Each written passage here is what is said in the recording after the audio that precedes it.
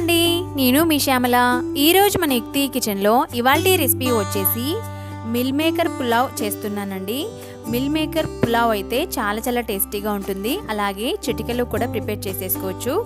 Tasty meal maker pulao ఎలా తయారు చేసుకోవాలో తయారీ విధానం చూసేద్దామా. ముందుగా రైస్ని తీసుకుంటున్నానండి. 1.5 గ్లాస్ వరకు రైస్ని ఒక గంజులోకి యాడ్ చేస్తున్నాను. మామూలుగా మనం ఇంట్లో వండుకునే రైస్ ఉంటుంది కదండి, అది 1.5 గ్లాస్ వరకు తీసుకున్నాను.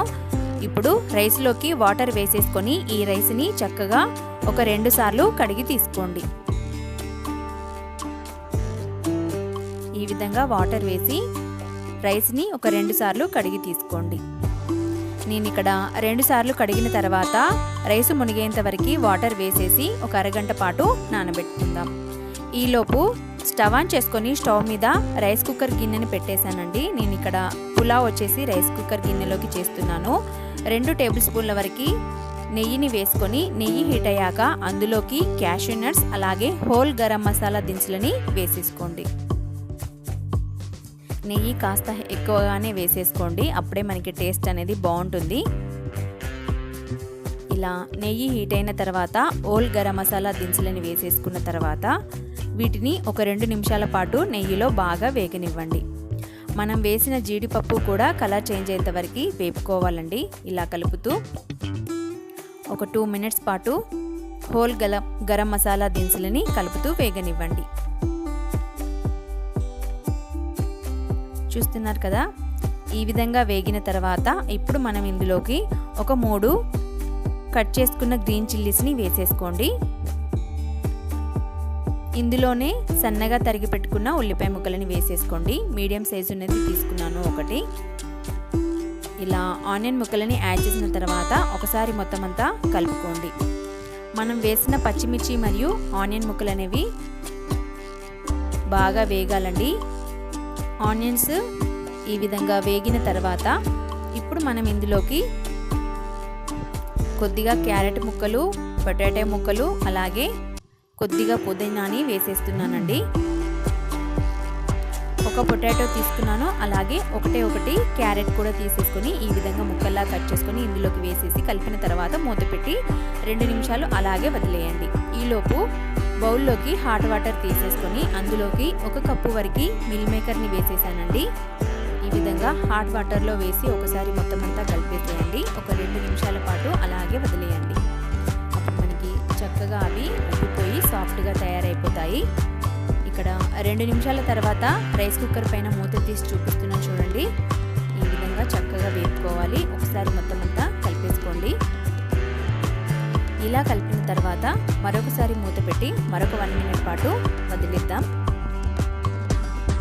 ఇక్కడ 2 నిమిషాల తర్వాత చూడండి, మన మిల్ మేకర్ అనేది చక్కగా ఇందులో నానిపోయాయి కదా, సాఫ్ట్గా తయారైపోయాయండి. సో వాటర్ అయితే కాస్త వేడిగా ఉన్నాయి.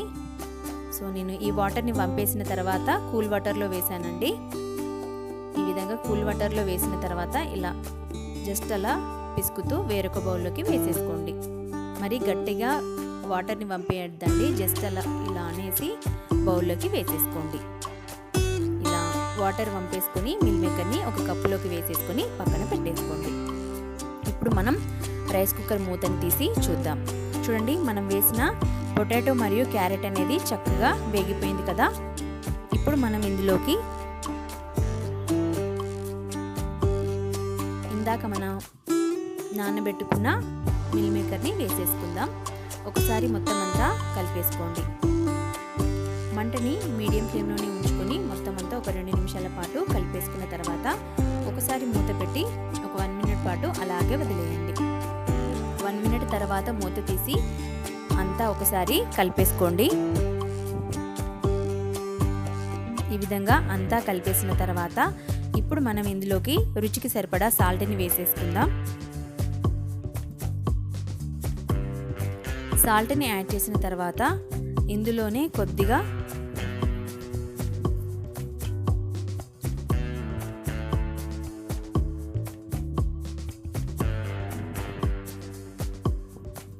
హాఫ్ టేబుల్ స్పూన్ వరకు గరం మసాలా పొడిని వేసేసానండి. ఇందులోనే ఒక 1 టేబుల్ స్పూన్ వరకు బిర్యానీ మసాలా వేసేసుకోండి. అలాగే బయట షాప్ నుంచి తెచ్చిన ప్యాకెట్ గరం మసాలా అండి, అది కూడా ఒక 1 టేబుల్ స్పూన్ వరకు వేసేస్తున్నాను. గరం మసాలా పొడి కూడా 1 టేబుల్ స్పూన్ వరకు వేసేసిన తర్వాత ఒకసారి అంతా కలిపేసేయండి. మీరు కావాలనుకుంటే కొద్దిగా రెడ్ చిల్లీ పౌడర్ కూడా వేసేసుకోవచ్చు. నేనైతే వేయట్లేదు, నేను పులావ్ అన్నాను కదా. ఈ విధంగా అంతా కలిసేలాగా బాగా కలిపేసుకోండి. చూస్తున్నారు కదా, ఈ విధంగా కలుపుకుంటే సరిపోతుంది. ఇప్పుడు మనం ఇందులోకి ఇందాక మనం రైస్ని నానబెట్టుకున్నాం కదా, అరగంట పాటు చక్కగా నానిపోయాయండి. ఆ రైస్ని వాటర్ పంపేసుకొని రైస్ మొత్తాన్ని ఇందులోకి వేసేసుకోండి. ఈ విధంగా కుక్కర్ గిన్నెలోకి రైస్ మొత్తాన్ని యాడ్ చేసుకోవాలి. ఇలా రైస్ మొత్తాన్ని యాడ్ చేసిన తర్వాత ఒకసారి అంతా కలిసేలాగా కలుపుకోండి. ఇందులో అంతా రైస్ అంతా కలిసేలాగా ఈ విధంగా కలుపుకున్న తర్వాత చూస్తున్నారు కదా, ఇలా కలుపుకున్న తర్వాత ఇప్పుడు మనం ఇందులోకి వాటర్ని యాడ్ చేసుకుందాం. 1.5 గ్లాస్ వరకు రైస్ని తీసుకున్నాను కాబట్టి ఒక 3 గ్లాసుల వరకు వాటర్ అయితే సరిపోతుందండి. చూస్తున్నారు కదా, ముందుగా ఒక 1 గ్లాస్ వేసేసాను, ఇది సెకండ్ గ్లాసు. ఆ తర్వాత మీకు తెలవడానికి ఒక 1/2 గ్లాసు, ఆ తర్వాత మరొక 1/2 గ్లాస్ కూడా వేసేస్తున్నానండి. సో 1.5 గ్లాస్ రైస్కి ఒక 3 గ్లాసుల వాటర్ అయితే చక్కగా పులావ్ అనేది చక్కగా వస్తుందండి. వాటర్ చూసుకొని వేసుకోవాలి, అప్పుడే మనకి పులావ్ అనేది పుల్లలుగా వచ్చేస్తుంది. ఇలా వాటర్ని వేసిన తర్వాత అంతా కలిసేలాగా కలిపేసుకోండి. ఇప్పుడు స్టవ్ ఆఫ్ చేసేసుకొని ఈ కుక్కర్ గిన్నెని ఈ విధంగా రైస్ కుక్కర్లోకి పెట్టేసుకొని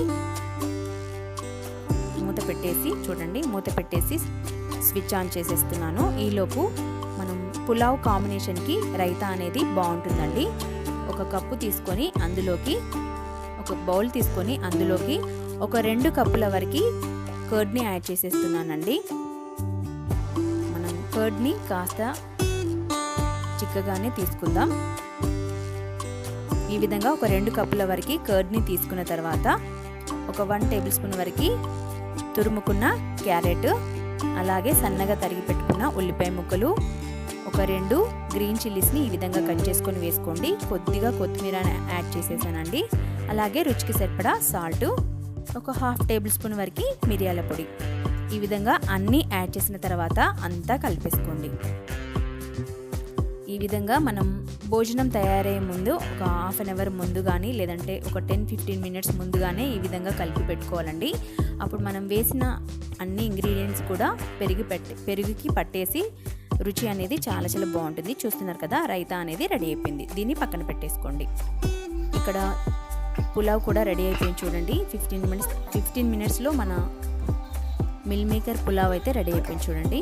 చూస్తుంటేనే నోరు ఊరిపోతుంది కదా. ఇప్పుడు మనం ఒక ప్లేట్లోకి సర్వ్ చేసేసుకుందాం. చూసారు కదండి, వేడిగా మిల్ మేకర్ పులావ్ అయితే రెడీ అయిపోయింది. చాలా టేస్టీగా ఉంటుంది. దీని కాంబినేషన్లో మనకి రైతా అయితే చాలా బాగుంటుందండి.